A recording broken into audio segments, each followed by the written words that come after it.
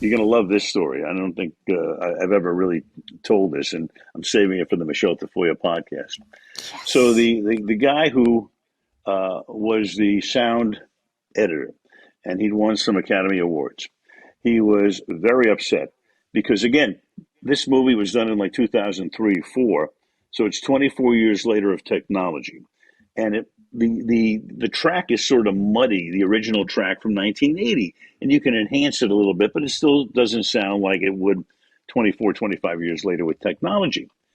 So he and the director are having this little kind of battle, and Gavin O'Connor came to me and he said, "Hey," he said, "would you at least attempt to do this, and we can, see if it works?" I said, "No." So, okay, so this shows you how Hollywood works sometimes. So the sound guy, with all of his Academy Awards and all the other chasarai he's got, here's what he did. So the movie's going to come out on a Friday night. It's going to debut. The prior Saturday night, we go to a little theater in Hollywood for a preview. There are 8 people in the theater: Linda Michaels and myself, my daughter Jennifer, and her husband Jeff. Michael Eisner, who was running Disney at the time, and it was a Disney movie, and Jane Eisner, and Bob Iger and Willow Iger, because Bob was second in command, and we all know what Bob is right now. Yeah. So we're watching the movie. The movie's great. It comes down to the last 30 seconds, and I knew what the guy had done.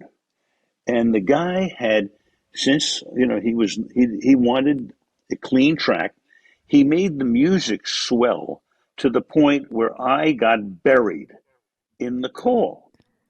Oh So the my lights God. come up, and Michael Eisner says, "Where's the call?" I said, "Michael, here's what happened." Michael said, "I'm going to get in the car. I'm calling Gavin O'Connor right now. This movie does not come out next Friday unless they clean this up. Thank you very much." And that's how it got done. Holy That's mackerel. that's how it got done. And another, so again, I don't want to name drop here, but I Yeah. was talking to the huge sports fan and A-list actor Bradley Cooper, and we started to talk about this. And Bradley said, "Do you remember the guy's name?" And I said, "I don't." And he looked it up, and he said, "That's a guy I fired from A Star Is Born 10 days before the movie came out because he wasn't listening to me either." Oh my goodness. There you go.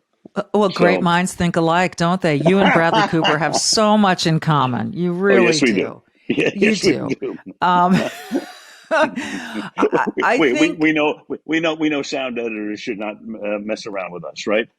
Anyway, absolutely. I mean, and yeah, that's kind of, that's sort of basic. Like, you know what you want and you know what it should sound like. And when someone's yeah. going to screw that up, that's your Hmm. legacy, man. You can't do that.